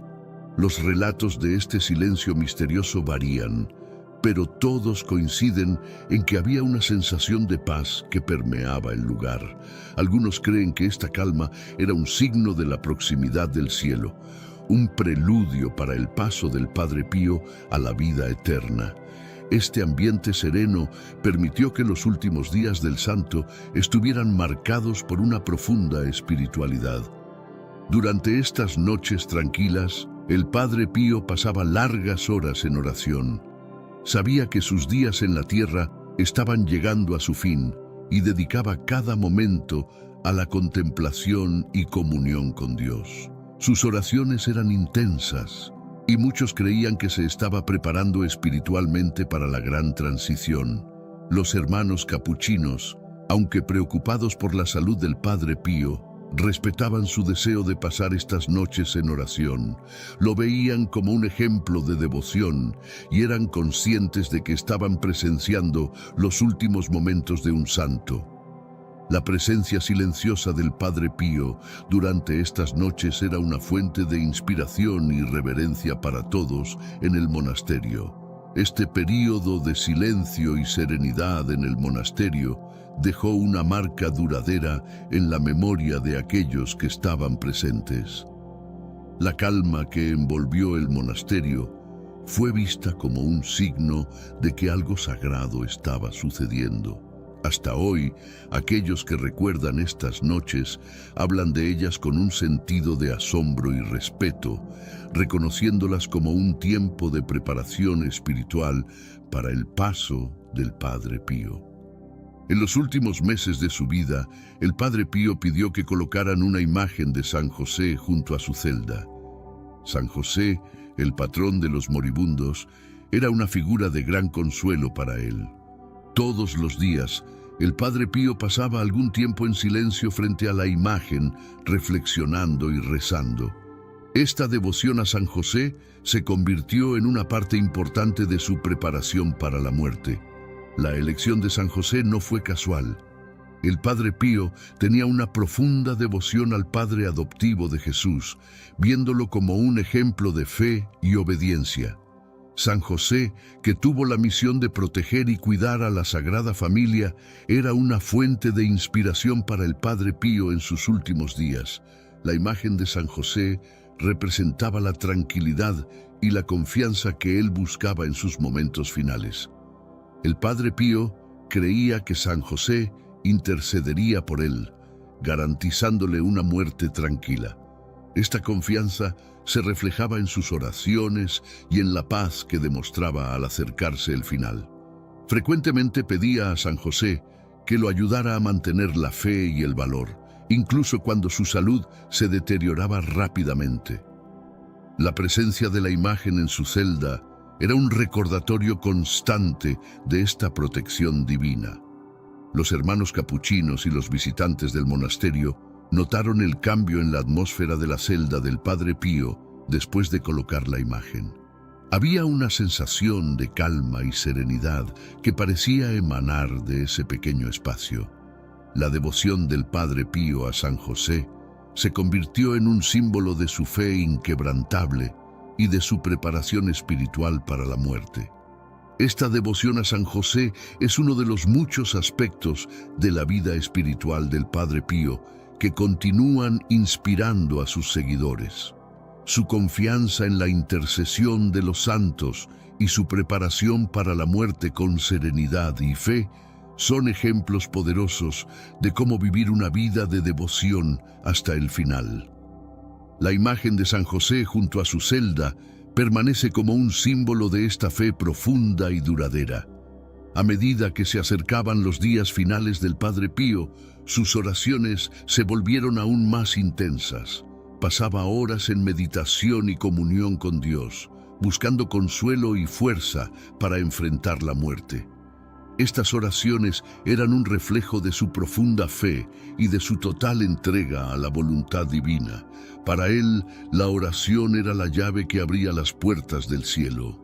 Desde su infancia en Pietrelcina, el Padre Pío siempre fue una persona de oración. Veía la oración como una conversación continua con Dios, un medio de mantenerse conectado con lo divino en todo momento. En los últimos días de su vida, esta práctica se intensificó y se dedicaba aún más fervorosamente a la oración. Las oraciones del Padre Pío durante estos días finales incluían no solo peticiones por una muerte tranquila, sino también súplicas por los demás. Rezaba por sus hermanos capuchinos, por sus seguidores y por todos aquellos que acudían a él en busca de ayuda. Su compasión y preocupación por los demás nunca disminuyeron, incluso cuando él mismo enfrentaba grandes sufrimientos. Los momentos de oración del Padre Pío eran frecuentemente acompañados por visiones y experiencias místicas. Muchos relataron ver una luz especial a su alrededor durante estos momentos, un signo de la presencia divina. Estas experiencias reforzaban la creencia de que él estaba en comunión directa con Dios y que sus oraciones tenían un poder especial. Las últimas oraciones del Padre Pío son recordadas como un ejemplo de su profunda espiritualidad. Su capacidad de mantener una conexión tan fuerte con Dios, incluso frente a la muerte, es una fuente de inspiración para muchos. Mostró que la oración no es solo una práctica religiosa, sino una forma de vivir, una expresión continua de fe y confianza en la voluntad divina. Para el Padre Pío, la muerte nunca fue un fin, sino un nuevo comienzo. Él veía la muerte como un paso hacia la vida eterna, donde finalmente estaría en plena comunión con Dios. Esta perspectiva le daba una paz y un coraje que eran inspiradores para todos a su alrededor. Creía firmemente que, al morir, estaría entrando en el cielo para continuar su trabajo espiritual. El Padre Pío hablaba frecuentemente sobre su expectativa por la vida después de la muerte. En sus cartas y conversaciones con sus seguidores, expresaba un deseo profundo de estar con Dios. Esta visión moldeaba la manera en que vivía cada día, siempre con la vista puesta en la eternidad. Su entendimiento de la muerte influía profundamente a quienes lo escuchaban, ofreciendo una perspectiva de esperanza y fe. En los últimos meses de su vida, el Padre Pío sentía la proximidad de la muerte más intensamente. Mencionaba sentir una sombra siempre presente, lista para llevárselo. Pero, en lugar de temer, se preparaba espiritualmente para el momento final. Sus oraciones se intensificaron y buscaba constantemente el consuelo divino para enfrentar la transición con serenidad. Esta visión positiva de la muerte también influía en la manera en que orientaba a los demás. El Padre Pío animaba a sus seguidores a ver la muerte no como una pérdida, sino como una transformación. Enseñaba que la muerte era solo una puerta a una nueva existencia, donde el alma podría alcanzar la paz eterna. Esta enseñanza trajo consuelo a muchos que estaban sufriendo. La serenidad con la que el Padre Pío encaró la muerte fue un testimonio poderoso de su fe. Hasta su último suspiro, permaneció firme en su creencia de que la muerte era un retorno al hogar, un reencuentro con Dios. Este ejemplo de aceptación y esperanza sigue inspirando a quienes estudian su vida y su espiritualidad. Poco antes de la muerte del Padre Pío, el monasterio de San Giovanni Rotondo experimentó un periodo de calma y silencio misterioso. Los hermanos capuchinos y los visitantes notaron un cambio en la atmósfera, como si el propio ambiente se estuviera preparando para un evento significativo. Este silencio era casi palpable, llenando los pasillos y los espacios comunes del monasterio. Los relatos de este silencio misterioso varían, pero todos coinciden en que había una sensación de paz que permeaba el lugar. Algunos creen que esta calma era un signo de la proximidad del cielo, un preludio para el paso del Padre Pío a la vida eterna. Este ambiente sereno permitió que los últimos días del santo estuvieran marcados por una profunda espiritualidad. Durante estas noches tranquilas, el Padre Pío pasaba largas horas en oración. Sabía que sus días en la tierra estaban llegando a su fin y dedicaba cada momento a la contemplación y comunión con Dios. Sus oraciones eran intensas y muchos creían que se estaba preparando espiritualmente para la gran transición. Los hermanos capuchinos, aunque preocupados por la salud del Padre Pío, respetaban su deseo de pasar estas noches en oración. Lo veían como un ejemplo de devoción y eran conscientes de que estaban presenciando los últimos momentos de un santo. La presencia silenciosa del Padre Pío durante estas noches era una fuente de inspiración y reverencia para todos en el monasterio. Este período de silencio y serenidad en el monasterio dejó una marca duradera en la memoria de aquellos que estaban presentes. La calma que envolvió el monasterio fue vista como un signo de que algo sagrado estaba sucediendo. Hasta hoy, aquellos que recuerdan estas noches hablan de ellas con un sentido de asombro y respeto, reconociéndolas como un tiempo de preparación espiritual para el paso del Padre Pío. En los últimos meses de su vida, el Padre Pío pidió que colocaran una imagen de San José junto a su celda.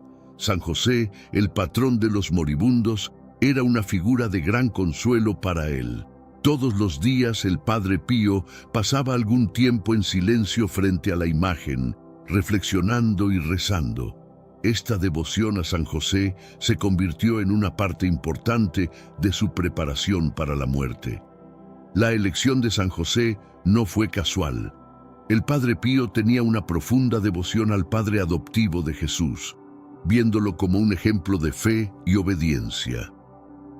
San José, que tuvo la misión de proteger y cuidar a la Sagrada Familia, era una fuente de inspiración para el Padre Pío en sus últimos días.